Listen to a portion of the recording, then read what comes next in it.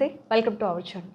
దేశవ్యాప్తంగా కూడా COVID-19 cases దాదాపు 260 కేసులు ఇప్పటికే నమోదయ్యాయి. ఇందులో మనం చూసుకున్నట్లయితే కేరళ, తమిళనాడు, మహారాష్ట్రతో పాటు కర్ణాటకలో ఉండేటటువంటి బెంగళూరులో 9 నెలల చిన్నారికి కూడా కోవిడ్ పాజిటివ్ వచ్చింది. అదేవిధంగా ఏపీ, తెలంగాణ 2 తెలుగు రాష్ట్రాల్లో కూడా ఒకటొకటి చొప్పున 2 కేసులు ఇప్పటికే నమోదయ్యాయి.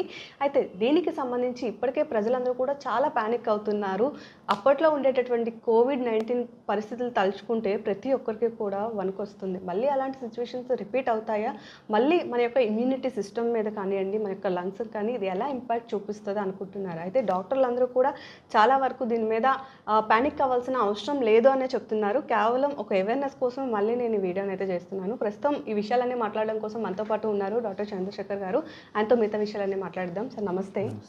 డాక్టర్ గారు, యాక్చువల్లీ కోవిడ్ అనేసరికి మన హ్యూమన్ లైఫ్ అందరిలో కూడా ఒక డిజాస్టర్ అని చెప్పుకోవచ్చు. బిగ్గెస్ట్ డిజాస్టర్ చాప్టర్ అది. అయితే మళ్ళీ కూడా మనం ఇప్పుడు చూస్తున్నాము 260 కేసెస్ ఇప్పటికే భారత్లో నమోదయ్యాయి. ముఖ్యంగా 9 మంత్స్ చిన్నారికి కోవిడ్ పాజిటివ్ రావడంతో మళ్ళీ ప్రజలందరూ కూడా కొంచెం పానిక్ అవుతున్నారు. అసలు ఈ కోవిడ్లో మనం చాలా వరకు గతంలో వ్యాక్సినేషన్స్ వేసుకున్నాము, సో బూస్టర్ డోసులు వేసుకున్నాము, బట్ మళ్ళీ ఎందుకని రిపీట్ అవుతుంది అనుకోవచ్చు?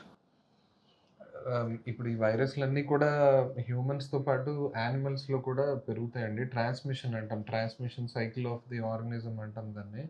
సో ఇవి వేరే వేరే బ్యాట్స్లో కానివ్వండి, సివెట్స్ అని చెప్పి కొన్ని జంతువులు ఉంటాయి. వాటిలో మనలో తగ్గినా కూడా వాటిలో అవి ట్రాన్స్మిట్ అవుతూనే ఉంటాయి. సో ఇలాగా యానిమల్స్తో మనం ఇంటరాక్ట్ అయినప్పుడు తిరిగి హ్యూమన్స్కి అది రావచ్చు. అలాగే హ్యూమన్ టు హ్యూమన్ ట్రాన్స్మిషన్ ఇక్కడ తగ్గినా మన వాళ్ళు ఇప్పుడు ఇంటర్నేషనల్ ట్రావెల్ మీద వేరే దేశాలకు వెళ్ళడం, సో అక్కడి నుంచి యానిమల్స్ నుంచి హ్యూమన్స్కి, హ్యూమన్స్ టు హ్యూమన్స్, ఇలా ఈ ట్రాన్స్మిషన్ సైకిల్ అనేది కంటిన్యూ అవుతూ ఉంటుంది. ఎపిడమిక్స్ అంటే ఇవన్నీ ఒకేసారి వందల్లో, వేలల్లో, లక్షల్లోకి వెళ్తే వాటిని ఎపిడమిక్స్ అంటాం.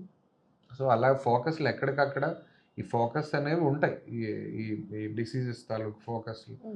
సో కేసెస్ ఒకేసారి ఎక్కువ నమోదైనప్పుడు మనకు అది మన దృష్టికి వస్తూ ఉంటుంది. సో దాని అర్థం ఇవి పూర్తిగా ఎరాడికేట్ అయిపోయాయని కాదు. సో ఇలా ఎపిడమిక్స్లో వచ్చినప్పుడు కేసెస్ రైజ్ అయినప్పుడు మనం ఎక్స్ట్రా కేర్ఫుల్ అవ్వాలి. సార్, గతంలో కూడా మనం చూసుకున్నట్లయితే 2023లోనే WHO పూర్తిగా కూడా కోవిడ్-19 మహమ్మారిని నిర్మూలించామని చెప్పి ఒక ప్రకటన కూడా రిలీజ్ చేసింది. బట్ ఆఫ్టర్ దాని తర్వాత కూడా మనం చాలా కోవిడ్ కేసెస్ని చూసాము. నిజంగానే కోవిడ్ని నిర్మూలించడం సాధ్యమంటారా? నిర్మూలించలేదండి. కోవిడ్ కేసెస్ బాగా స్టెబిల్ అయిపోయి లేదా బాగా ట్రాన్స్మిషన్ తగ్గిపోయిందని వాళ్ళు చెప్పారు. నిర్మూలించడం అనేది ఈ వైరస్ని అయితే చాలా కష్టం. ఎందుకంటే ఇది చాలా సులువుగా ఒకరి నుంచి ఒకరికి వెళ్ళిపోతుంది. సో సో అట్లీస్ట్ ఒక 2-3 మీటర్స్ డిస్టెన్స్లో ఇన్ఫెక్టెడ్ పేషెంట్తో కూర్చున్నా సరే అది వైరస్ మనని అటాక్ చేసేయచ్చు. సో గాలి ద్వారా ట్రావెల్ చేస్తారు. సో ఇలా ఈజీగా ట్రాన్స్మిట్ అయ్యే వైరసెస్ని ఎరాడికేట్ చేయడం చాలా చాలా కష్టం, చాలా చాలా కష్టం. సో అంటే మనం వ్యాక్సిన్స్ బాగా ఎఫెక్టివ్, ట్రాన్స్మిషన్ ఆపే వ్యాక్సిన్స్ తేగలిగితే కనుక నివారణ చేయొచ్చు. ఓకే. సో వ్యాక్సిన్స్ కూడా గతంలో మనం కోవిడ్-19కి సంబంధించి చాలా వ్యాక్సినేషన్స్ చూసాము, వేసుకున్నాము. ఐదర్ అదర్ కంట్రీస్ కానివ్వండి, లేదా మన దేశానికి సంబంధించి సొంత వ్యాక్సినేషన్స్ కానివ్వండి, చాలా వరకు చూసాం కదా. బట్ వ్యాక్సినేషన్స్ వేసుకున్న తర్వాత కూడా ఎందుకని కోవిడ్-19 విజృంభిస్తుంది? ఇప్పుడున్న వ్యాక్సిన్స్ ఏవి కూడా 100% ట్రాన్స్మిషన్ ఆపే వ్యాక్సిన్స్ కాదు. సో ఇవన్నీ కూడా సివియారిటీ ఆఫ్ డిసీజ్ని తగ్గిస్తాయి.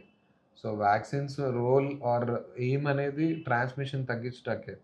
బట్ మన ఇవన్నీ కూడా ట్రయల్స్ని స్పీడప్ చేసి ర్యాపిడ్గా రిలీజ్ చేసిన వ్యాక్సిన్స్. సో ఇవన్నీ కూడా 100% ఎఫికసీతో ట్రాన్స్మిషన్ అయితే ఆపలేదు. సో మనకి తీవ్రమైన ఊపిరితిత్తులు సమస్యలు రాకుండా లేదా మనం చనిపోకుండా మాత్రమే ఇవి కాపాడగలరు. అంటే మన ఇమ్యూనిటీ సిస్టమ్ని కాస్త స్ట్రాంగ్ చేస్తాయి అనుకోవచ్చా వ్యాక్సినేషన్? అంతే, మీరు చెప్పింది రైట్ అది. సో మన ఇమ్యూనిటీని రెడీ చేస్తాయి. సో దానివల్ల ఏంటంటే కొంతవరకు ఆ వైరస్ని తట్టుకొని మనం బయటపడడానికి అవకాశం ఉంటుంది. పూర్తిగా వైరస్ మనకు రాకుండా అయితే ఇప్పుడు ఆపే వ్యాక్సిన్స్ లేవు. ఓకే. సో మనం పానిక్ అవ్వాల్సిన సిచ్యువేషన్స్ బయట లేనప్పటికీ కూడా కోవిడ్ వచ్చింది అంటే డెఫినెట్లీ ఎంతో కొంతమంది ఇమ్యూనిటీ సిస్టమ్ మీద ఇంపాక్ట్ చూపిస్తుంది. అంటే డెత్స్ లేనప్పటికీ కూడా వారి యొక్క హెల్త్ కండిషన్ కొంచెం సివియర్ చేస్తుంది. కాబట్టి అసలు ఎవరికి ఎక్కువగా వచ్చే ఛాన్సెస్ ఉంది, ఎలాంటి హెల్త్ ప్రాబ్లమ్స్ ఉన్న వాళ్ళు జాగ్రత్తలు తీసుకోవాలి? సో, డెఫినిట్‌గా పెద్దవాళ్ళు అంటే 60 ఏళ్ళు దాటిన వాళ్ళు అందరూ కూడా జాగ్రత్తగా ఉండాలి. వాళ్ళల్లో కూడా కేటగరైజ్ చేయొచ్చు. మనం షుగర్ ఉన్నవాళ్ళు, బ్లడ్ ప్రెషర్స్ ఉన్నవాళ్ళు, క్యాన్సర్స్ నుంచి రికవరీ అయిన వాళ్ళు, అలాగే ఊపిరితిత్తులు దీర్ఘకాలిక ఊపిరితిత్తుల సమస్యలు అంటే ఆస్మా, సీఓపీడీ, ఎంఫిసీమా, సో, అలాగే అవయవ మార్పిడి జరిగిన వాళ్ళు, transplant patients, kidney failure patients, so, ఇలాంటి డయాలిసిస్ మీద ఉన్న పేషెంట్స్ ఇలాంటి వాళ్ళందరూ కూడా అతి జాగ్రత్తగా ఉండాలి. అండ్ స్మోక్ చేసేవా? స్మోకింగ్ కూడా రిస్క్ ఫ్యాక్టరేనండి. ఓకే. స్మోకింగ్ చేసే వాళ్ళకి కూడా ఊపిరితిత్తులు ఎఫెక్ట్ అవుతాయి. బట్ స్మోకింగ్ అనేది రిస్క్ ఫ్యాక్టర్. మనం మాట్లాడుతుంది ఆల్రెడీ డ్యామేజ్ అయిన డ్యామేజ్ అయిన వాళ్ళు. సో, వాళ్ళు ఇంకా ఎక్కువ రిస్క్‌లో ఉంటారు. ఓకే. స్మోకింగ్ కూడా definitely it's a risk factor. Okay. So, దీంతో పాటుగా మనం చూసుకున్నట్లయితే ఇంకా ఎవరెవరు జాగ్రత్తగా ఉండాలంటారు? హ్మ్. లైక్ గర్భిణీ స్త్రీలకు కానియండి, వాళ్ళకి ఎక్కువగా వచ్చే ఛాన్స్ ఉందంటారా? గ అంటే గర్భిణీ స్త్రీలకు కూడా మనలాగే అందరికి ఎలా వస్తుందో వాళ్ళకి వస్తుంది. హ్మ్. బట్ గర్భిణీ స్త్రీల్లో వస్తే వాళ్ళు పుట్టబోయే పిల్లలకి హ్మ్. పిల్లల మీద ఎఫెక్ట్స్ రావచ్చు. అంటే అవి ఇంతవరకు ప్రూవెన్ కాదు. హ్మ్. సో, ప్రెగ్నెన్సీలో వచ్చిన కోవిడ్ వాళ్ళు మాక్సిమం అందరూ డెలివరీస్ బానే అయిపోయి, బేబీస్ కూడా రికవరీ అంతా బానే ఉంది. బట్ ఓవర్ టైమ్ ఇంకా కొన్ని సంవత్సరాల తర్వాత స్టడీస్ తర్వాత మనకి ఇవి హ్మ్. బయటపడతాయి. సో, సో కోవిడ్స్‌లో మనం చాలా ఫేసెస్ చూసాము. కోవిడ్ 1, కోవిడ్ 2 దాని తర్వాత కూడా మనకి రీసెంట్ డేస్‌లో కూడా మళ్ళీ కోవిడ్ కేసెస్ అక్కడక్కడ బయటపడినవి చూసాము. బట్ ప్రతిసారి మారుతుంది ఏంటి అంటే వేరియంట్స్ మారుతున్నాయి. హ్మ్. ఇప్పుడు ఇప్పుడు ఉండేటటువంటి ఈ 260 కేసెస్‌లో కూడా ట్రేస్ ఔట్ చేసింది ఏంటి అంటే కోవిడ్‌కి సంబంధించినటువంటి ఏదైతే ఒమిక్రాన్ వేరియంట్ ఉందో దాన్ని సబ్ వేరియంట్‌గా చెప్పుకుంటున్నాము. అవును. అయితే మనకి ఈ పీరియడ్స్ మారుతున్నప్పుడు కొద్దీ దాని యొక్క లక్షణాలు తగ్గే ఛాన్సెస్ ఉంటదా? అంటే ఇంపాక్ట్ అనేది ఇంపాక్ట్ తగ్గే ఛాన్స్ ఉంటదా? డెఫినెట్‌లీ. మీరు చెప్పింది రైట్ పాయింట్. కరెక్ట్ పాయింట్ అది. సో, వేరియంట్స్ అని ఎప్పుడు అంటామంటే దాని డీఎన్ఏ మన ఆహ్, డీఎన్ఏ జెనెటిక్ మెటీరియల్‌లో మార్పులు హ్మ్. ఆ మార్పుల మీద మార్పులొస్తే దాన్ని వేరియంట్ అంటాం. అంటే కొత్త వేరియంట్స్ ఆ మార్పులు చేసుకొని ఇంకా అవి బతికేలాగా అంటే హ్మ్. హోస్ట్‌ని డ్యామేజ్ చేయకుండా వాడు మనతో పాటు సహజీవనం చేయడానికి అవి చూస్తాయి. హ్మ్. సో, ఆ విరులెన్స్ ఎక్కువైతే హోస్ట్ చనిపోతాడు. వైరస్ కూడా చనిపోతది. హ్మ్. సో, స్మార్ట్ వైరస్ ఏవంటే మనతో పాటు ఉండేవి. అంటే హెచ్ఐవి హ్మ్. ఇవన్నీ కూడా ఎప్పుడు కూడా నిత్యం కూడా అవి ఆహ్, వేరియంట్స్ ఉంటూనే ఉంటాయి. హ్మ్. మన బాడీలోనే కొత్తవి తయారవుతాయి. అవి మన బాడీతో పాటే అలా ఉంటాయి. సో, ఆ కొత్త వేరియంట్స్ మన యొక్క ఇమ్యూనిటీ సిస్టమ్ మీద ఏదైతే ఇంపాక్ట్ చూపిస్తదో, దానిలో కొంచెం అంటే ఆ ఇంపాక్ట్ అనేది కాస్త తక్కువ చూపిస్తదనుకోవచ్చా? ఫస్ట్‌లో ఉన్న సివియారిటీతో కంపేర్ ఇంతకుముందు చేస్తే? వేరియంట్స్‌తో పోలిస్తే ఇప్పుడు కొత్తగా వస్తున్న వేరియంట్స్ ఒమిక్రాన్ కానివ్వండి, ఇప్పుడు జేఎన్-1 వేరియంట్ కానివ్వండి, ఇప్పుడున్నది. ఇవన్నీ కూడా తీవ్రత అయితే డెఫినిట్‌గా తక్కువే ఉంటాయి. హై రిస్క్ పేషెంట్స్ మాత్రం కేర్‌ఫుల్‌గా ఉండాలి. ఎందుకంటే వాళ్ళలో అవి ప్రాణానికి కూడా ప్రమాదం కావచ్చు. హ్మ్. సో, మిగతా సాధారణమైన ప్రజలు ఏ సమస్యలు లేని వాళ్ళైతే కొంచెం ధీమాగా జాగ్రత్తలు ధీమాగా ఉండి ట్రాన్స్‌మిషన్ అంటే మనం ఒకరి నుంచి ఒకరికి వెళ్ళకుండా మాత్రం ఆపాలి. ఎందుకంటే రిస్క్ ఉన్నవాళ్ళు ఇబ్బంది పడతారు. సో, మాస్కులు వాడడం, అలాగే శానిటైజర్ వాడడం, మనకి జలుబు, నలతగా ఉన్న, జ్వరం ఉన్నా మనం హ్మ్. సెల్ఫ్ ఐసోలేషన్ చేసుకోవడం. సార్ చాలామంది ఇప్పుడు బూస్టర్ డోస్ వేసుకోవాలా? వద్దా? అని ఆలోచిస్తున్నారు. ఎందుకంటే గతంలో కోవిడ్ 1, కోవిడ్ 2 తర్వాత కూడా చాలామంది బూస్టర్ డోస్ ఇప్పటికే వేయించుకున్నారు. బట్ మళ్ళీ ఇప్పుడు కేసెస్ పెరుగుతున్నాయి గాబట్టి మళ్ళీ బూస్టర్ డోస్ వేసుకోవాలా? వద్దా? అసలు బూస్టర్ డోస్ ఎందుకు వేసుకోవాలి అనేటటువంటిది చాలా మందికి అవగాహన లేదు. సో దీని మీద ఏం చెప్తారు? సో, ఇందాక మనం అనుకున్నట్టుగానే బూస్టర్ డోస్ సంవత్సరం దాటితే గనుక మనం తీసుకోవాల్సిన అవసరం ఉంటుంది. సో, అలాగే బూస్టర్ డోస్ మనకి అంటే ప్రాణాంతకమైన వైరస్ రాకుండా ఆపుతుంది. సో, దానివల్లేంటంటే కొత్తగా వచ్చిన వేరియంట్స్ తాలూకా యాంటిజెన్స్ కూడా మనం డెవలప్ చేసుకోవడానికి అవకాశం ఉంటది. సో, కొత్త కొత్త వ్యాక్సిన్స్ ఏంటంటే కొత్త వేరియంట్స్ తాలూకా ఇవి కూడా ఇంక్లూడ్ చేస్తారు హ్మ్. వాటిలో. సో, అంటే ఎవ్రీ 1 ఇయర్‌కి ఒకసారి డెఫినైట్‌లీ మనం ఇప్పుడు లైక్ చిన్న పిల్లలకి వ్యాక్సినేషన్స్ ఎలా వేపిస్తామో, లేదా మనకి కొన్ని వ్యాక్సినేషన్స్ ఉంటాయి ఇయర్‌లీ వేసుకునేవి. సో, అట్లా ఎట్లాగో ఇప్పుడు కోవిడ్‌కి సంబంధించి కూడా బూస్టర్ డోస్ అలా హై డెఫినైట్‌లీ రిస్క్ వేసుకోవాలి. పేషెంట్స్ వాళ్ళు వేసుకుంటే సరిపోతుందండి. ఓకే. సాధారణమైన ప్రజలు ప్రతి సంవత్సరం తీసుకోవాల్సిన అవసరం ఉండదు. హ్మ్. ఎందుకంటే ఇవి ఇవి ఎప్పుడొస్తున్నాయో, ఎప్పుడు వెళ్ళిపోతున్నాయో ఎవరికీ తెలీదు హ్మ్. గాబట్టి. So, but high risk patients మాత్రం డెఫినైట్‌లీ తీసుకుంటే వేసుకుంది. మంచిదే. ఓకే. సో, దీంతో పాటుగా ఇంకా ఏమైనా జాగ్రత్తలు తీసుకోవచ్చా? అంటే prevention is better than cure అంటాం గాబట్టి, సో, ఎట్లాంటి జాగ్రత్తలు తీసుకుంటే వ్యాప్తి అనేది తక్కువగా ఉంటది? ఆహ్, సెల్ఫ్ రిస్ట్రిక్షన్ మెయిన్ అండి. హ్మ్. మనకి ఫీవర్ ఉన్నా, నలుతున్నా మనం మాస్క్ వాడడం, శానిటైజర్ వాడడం.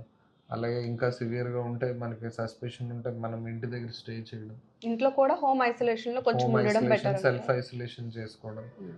సో, మాస్క్ వాడడం, దగ్గు, జలుబు ఇలాంటి లక్షణాలు ఉంటే మాస్క్ వాడడం. వీటి ద్వారా మనం ట్రాన్స్‌మిషన్‌ని చాలా వరకు తగ్గించొచ్చు. అలాగే మన ఆహారము, రెగ్యులర్‌గా ఎక్సర్సైజ్ చేయడం మనల్ని చాలా డిసీజెస్ నుంచి కాపాడుతది. లాంగ్ టర్మ్ డిసీజెస్ నుంచి కూడా, షుగర్, బీపీ నుంచి కూడా కాపాడుతాయి. హ్మ్. అలాగే మంచి బ్యాలెన్స్ డైట్.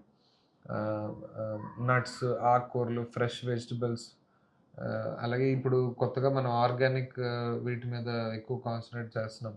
పెస్టిసైడ్స్ వాడుక తగ్గించడం. ఎందుకంటే ఇవన్నీ కూడా దీర్ఘకాలిక సమస్యలను కలగజేయొచ్చు. హ్మ్. సో, ఇవన్నీ చేస్తూ మనము ఓకే. హెల్తీగా ఈ వైరస్‌ని ఫైట్ చేసేలాగా రెడీగా ఉండగలం. సో, డాక్టర్ గారు ఫైనల్‌గా డబ్ల్యూహెచ్ఓ దీనికి సంబంధించి ఏవైనా ఇప్పటికే గైడ్‌లైన్స్‌ని ఏమైనా చెప్పడం జరిగిందా? డబ్ల్యూహెచ్ఓ కానియండి, లేదా మనకి స్టేట్ హెల్త్ సంబంధించినటువంటి వాళ్ళు గానియండి, ఏమైనా గైడ్‌లైన్స్ ఇచ్చారా? హ్మ్. డబ్ల్యూహెచ్ఓ ఎప్పటికప్పుడు మనకి వీటి మీద మనకి ఇన్ఫర్మేషన్ ఇస్తూ ఉంటారండి వాళ్ళ వెబ్‌సైట్ ద్వారా. సో, వాళ్ళు సాధారణమైన సూచనలే ఇచ్చున్నారు. ఇందాక మనం మాట్లాడుకున్నట్టు మాస్క్ వాడడం, శానిటైజర్ వాడడం, ట్రావెల్ చేసినప్పుడు జాగ్రత్తలు తీసుకోవడం. ఇలాంటి సూచనలే ఇచ్చారు గానీ లాక్‌డౌన్ గానీ, అలాగే ఇంకా పెద్ద పెద్ద సూచనలైతే ఇంతకుముందు ఇచ్చినట్టు ఏమి ఇవ్వలేదు. అలాగే మన రాష్ట్ర ప్రభుత్వం హెల్త్ మినిస్టర్ గారు కూడా సో, సన్నద్ధతతో ఉండమని నోటీస్ ఆల్రెడీ జారీ చేశారు. సో, ఆక్సిజన్ బెడ్స్ గానివ్వండి, కోవిడ్ వార్డ్స్ గానివ్వండి, ఇవన్నీ కూడా రెడీగా ఉంచమని రెడీనెస్‌తో ఉండమని ఆల్రెడీ ఆదేశాలు జారీ చేసున్నారు. సో, ప్రైవేట్ హాస్పిటల్స్ కూడా ఈ ఇన్వెస్టిగేషన్ కిట్స్‌తోని, అలాగే ఆక్సిజన్‌తోని రెడీగా ఉంటే, మనం ఎటువంటి ఇదొచ్చినా ఎలాంటి ఎపిడమిక్ వచ్చినా మనం ఫైట్ చేయడానికి రెడీగా ఉండొచ్చు. సో, డాక్టర్ గారు ఫైనల్‌గా ఒకే ఒక క్వెషన్ అడుగుతాను. మనం కోవిడ్ పీరియడ్‌లో ఒక 2 టైప్ ఆఫ్ పీపుల్‌ని నోటీస్ చేస్తాము. కొంతమంది ఇప్పుడు కోవిడ్ 1, కోవిడ్ 2 చూసి బాగా విసిగిపోయాం కాబట్టి అసలు కోవిడ్‌ని లెక్కలోకి తీసుకోక్కర్లేదు. హ్మ్. సీజనల్ దీనిలాగా అని భావిస్తారు. ఇంకొంతమంది చాలా పానిక్ అయిపోతారు. మళ్ళీ ఎలాంటి సిట్యుయేషన్స్ ఫేస్ చేస్తాము అని చెప్పి. సో, ప్రజలు అసలు ఎలా తీసుకోవాలంటారు దీన్ని? ఆహ్, మనము న్యూట్రల్‌గా ఉండాలండి. అతి ఆహ్, ఓవర్ యాంగ్జైటీ మంచిది కాదు. అలాగని నిర్లిప్తత అంటే దాన్ని పట్టించుకోకపోవడం కూడా మంచిది కాదు. సో, కేర్‌ఫుల్‌గా ఉండాలి. ఎందుకంటే మనం ఒక రెస్పాన్సిబుల్ సిటిజన్ లాగా ఈ డిసీజెస్‌ని స్ప్రెడ్ అవ్వకుండా మన పెద్దవాళ్ళకి వెళ్ళకుండా మనం కాపాడుకోవాలి. సో, ఆ రెస్పాన్సిబిలిటీ ఎప్పుడూ మన మీద ఉంటది. సో, ఎనీ డిసీజ్ చిన్నదైనా, పెద్దదైనా దానికి తీసుకోవాల్సిన జాగ్రత్తలు, ఇన్ఫర్మేషన్ తెలుసుకొని కేర్‌ఫుల్‌గా ఉండడం మంచిది. అలాగే పానిక్ అయిపోయే పరిస్థితొచ్చేసి, వాళ్ళు భయపడి అందరిని భయపెట్టే పరిస్థితి కూడా ఫాల్స్ ఇన్ఫర్మేషన్, ఫాల్స్ హ్మ్. ప్రొపగండా స్ప్రెడ్ చేయడం. సో, అది కూడా మంచిది కాదు. దానివల్ల సో, మన వర్క్ మీద ఆహ్, మన ఆహ్, డే మన అన్నిట్లి మీద ఎఫెక్ట్ ఇంకా పడుతుంది. ఎక్కువ ప్రెషర్ ప్రెషర్ పడతదంటారు. పడతది. మెంటల్ స్ట్రెయిన్ అవుతారు. అలాగే వేరే వాళ్ళని కూడా ఇబ్బంది పెట్టినట్టు అవుతుంది. సో, మనం ఎప్పుడు కూడా ఏ డిసీజ్ కోసమైనా ఇన్ఫర్మేషన్ తెలుసుకొని, దానికి ఏం చేయాలి, ఏం చేయకూడదో తెలుసుకొని బాధ్యతాయుతంగా ఉంటేనే మంచిదండి. Thank you sir. Thank you so much. Thank you. Thank so, you. చూసారు కదా! ఎవరు కూడా పానిక్ కావాల్సినటువంటి సిట్యుయేషన్ లేదు. అదే విధంగా దాన్ని పట్టించుకోకుండా నెగ్లెక్ట్ చేయాల్సినటువంటి పరిస్థితి కూడా కాదు కాబట్టి, మనంతల మనం కొంచెం హోమ్ ఐసోలేషన్ చేసుకోవడం కానియండి, లేదా సొంతంగా కొన్ని జాగ్రత్తలు పాటించినట్లయితే ఈ డిసీజ్‌ని ఒకరి నుంచి ఒకరికి వ్యాప్తి చెందేది కాబట్టి, వ్యాప్తి లేకుండా చూసుకోవచ్చు. అండ్ భారత్ మాత్రం చాలా సేఫ్‌గా ఉందనే మనం చెప్పుకోవచ్చు. అండ్ ఇది కూడా వేరియంట్స్ మారుతున్నాయి కాబట్టి, వ్యాధి తీవ్రత కూడా చాలా వరకు తగ్గుతుంది. ఒకవేళ వచ్చినా సరే చాలా త్వరగా క్యూర్ అయిపోతారు. అంతలా అప్పట్లా మనం ఫేస్ చేయాల్సినటువంటి సిట్యుయేషన్స్ మళ్ళీ రిపీట్ అవ్వవు అని చెప్తున్నారు. కాబట్టి ప్రతి ఒక్కరు కూడా కొంచెం జాగ్రత్తలు పాటిస్తే సరిపోతుంది. పానిక్ అవ్వాల్సిన సిట్యుయేషన్ అయితే లేదని చెప్పుకోవచ్చు.